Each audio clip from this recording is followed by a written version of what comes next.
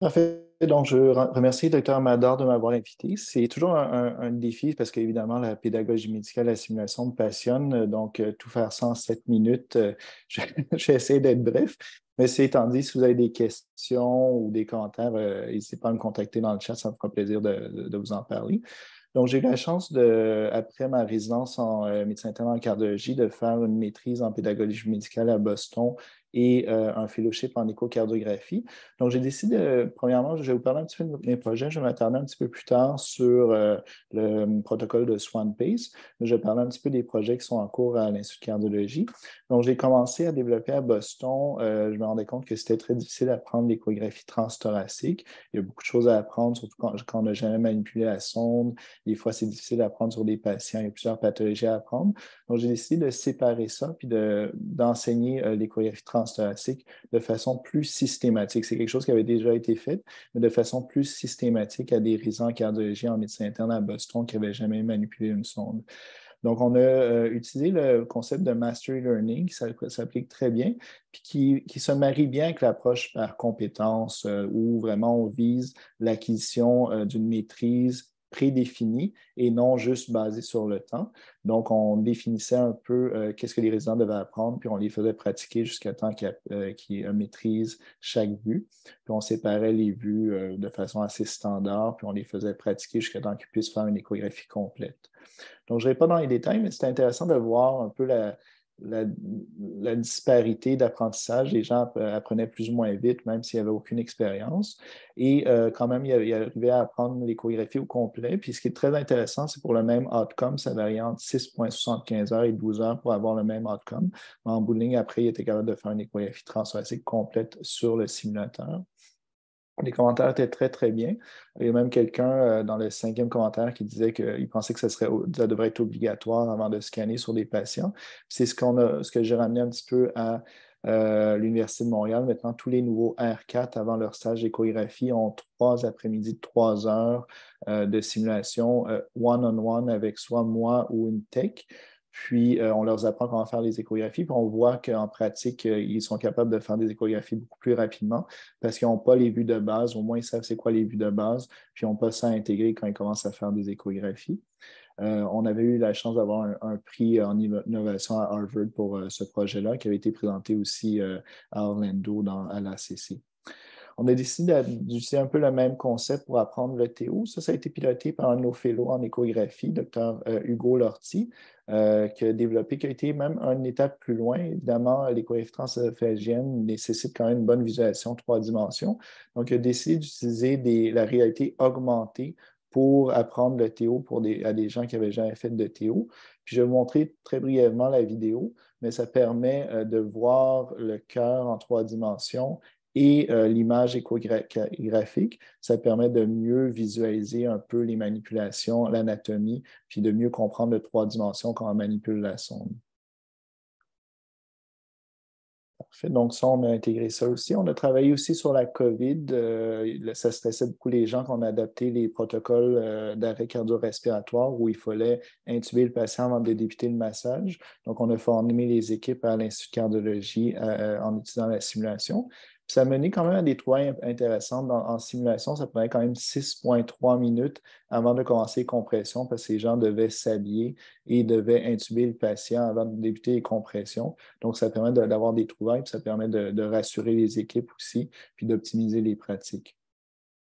On a travaillé aussi avec une compagnie qui développait, c'est quand même assez intéressant, des impressions 3D d'appendice oculaire pour la fermeture d'appendice oculaire. Puis on a fait quelques cas où on pratiquait sur l'anatomie 3D utilisée à partir du scanner sur un simulateur. Puis ensuite, ça permettait de mieux planifier la procédure par la suite. Ça, c'est les images. Donc, à gauche, il y a les images de simulation. Puis à droite, le patient, on voit que c'est très similaire au niveau du septum interoculaire. Puis pour le choix de device, ça correspondait beaucoup entre la simulation et le vrai patient. Donc ça, c'est quand même des choses innovatives qui permettent de mieux planifier les procédures. Puis, on a décidé de faire la voie centrale, mais ça, on l'a ajusté un petit peu. On enseignait l'insertion de voie centrale aux résidents seniors, mais on s'est rendu compte qu'ils étaient beaucoup trop bons.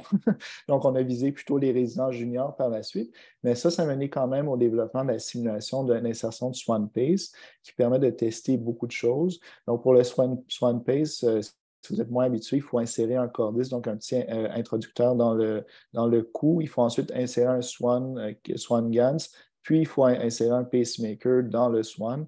Donc, c'est assez laborieux, surtout qu'on n'a jamais manipulé. Puis, grâce à la bourse de l'Université de Montréal, qui est très appréciée, ça nous a permis de manipuler avec le vrai matériel. On a 2 simulateurs, donc un où on a un cas un peu plus clinique de réanimation de patients en bradycardie, puis un autre simulateur qui permet de simuler toutes les étapes de la technique. Donc, ça, on offre ça maintenant à tous les résidents seniors. On offre des sessions à chaque mois. On évalue avec un long checklist, je n'irai pas en détail les différentes étapes, mais ça permet de voir un peu le management clinique du patient et également les techniques stériles, l'insertion d'un cordis, l'insertion d'un swan et l'insertion d'un pacemaker et la manipulation de la programmation du pacemaker temporaire.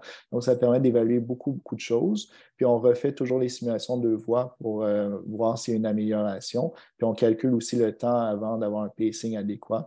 Donc, ça permet de vraiment bien évaluer le résident. Puis, encore une fois, c'est encore du one-on-one pour vraiment qu'ils puissent manipuler le matériel.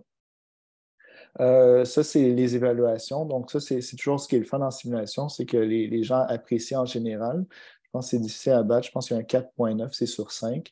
Donc, les gens apprécient beaucoup. Mais ce qui m'a le plus touché, c'est ce courriel-là que j'ai reçu d'un résident qui avait fait son premier Swan Pace suite à la formation.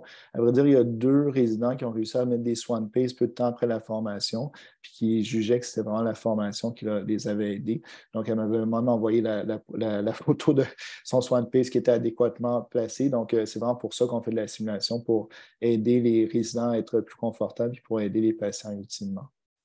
Finalement, juste quelques autres projets. Je pense que j'ai déjà dépassé mon temps, mais je suis très impliqué avec le Harvard Macy Institute. Je retourne à chaque année depuis 2018. C'est un congrès international en pédagogie, puis je donne des formations en simulation là. J'ai eu la chance d'être impliqué avec les milestones en cardiologie de la CGME. C'est un peu ce qui définit comment est enseigné la cardiologie, comment se moulent les programmes en cardiologie. J'étais quand même chanceux d'être le seul Canadien sur le panel. J'ai eu la chance également d'être le représentant qui s'occupe du site web de l'American College of Cardiology, la partie simulation. Donc, avec le travail de plusieurs résidents, je n'ai pas mentionné, mais plusieurs présidents qui sont impliqués dans nos projets. On a soumis plusieurs cas qui sont accessibles pour tous les directeurs de programmes aux États-Unis, puis qui ont été faits par des résidents de l'Université de Montréal.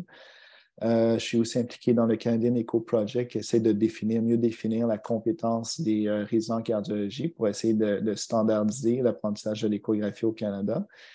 Puis finalement, je suis sur le primary panel pour les nouveaux guidelines qui étaient dû pour être renouvelés, donc qui dataient de 2010. Donc, on veut faire des nouveaux guidelines de formation sur l'échocardiographie. Je m'occupe bien sûr de la partie simulation pour ces nouveaux guidelines-là.